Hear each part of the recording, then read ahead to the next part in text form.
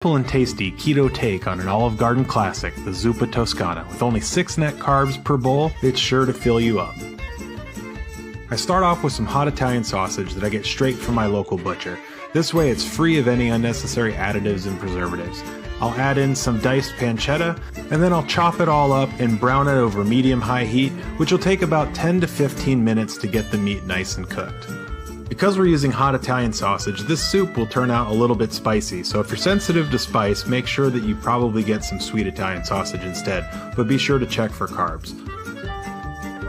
Next up, we'll dice up an entire medium white onion, and this way we can add this to cook in the grease from the pancetta and the hot Italian sausage here in just a moment.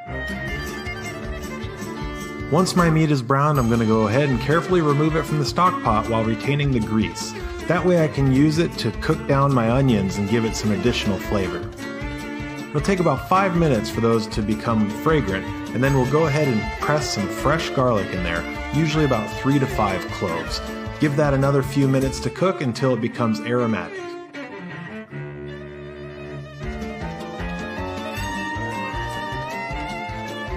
Season with a little freshly ground black pepper and some pink Himalayan salt. Right about when the onions become translucent, we'll go ahead and we'll add in about 6 cups of chicken bone broth. To replace the potato in the normal Zuppa Toscana dish, I'm going to actually harvest the stalks from the cauliflower, and I'm going to retain the florets for a later dish. The stalks make a nice tender bite after they've been cooked inside the stock for about 20 to 25 minutes with the lid on. During that time, I'm going to cut up 1 large organic bunch of curly kale and get ready to add that after the cauliflower has been cooking for 20 to 25 minutes. Then we'll let that cook in the pot for about 3 to 5 minutes and put the lid back on so that it can wilt down properly. Go ahead and let me know in the comments below what some of your favorite dishes are. That way we can attempt to make a keto version of those sometime this year on the show.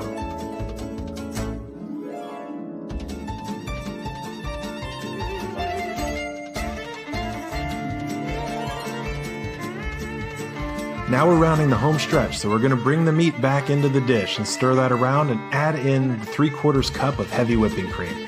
Stir that around and simmer that for about 5 more minutes, that way you can fully bring those flavors together.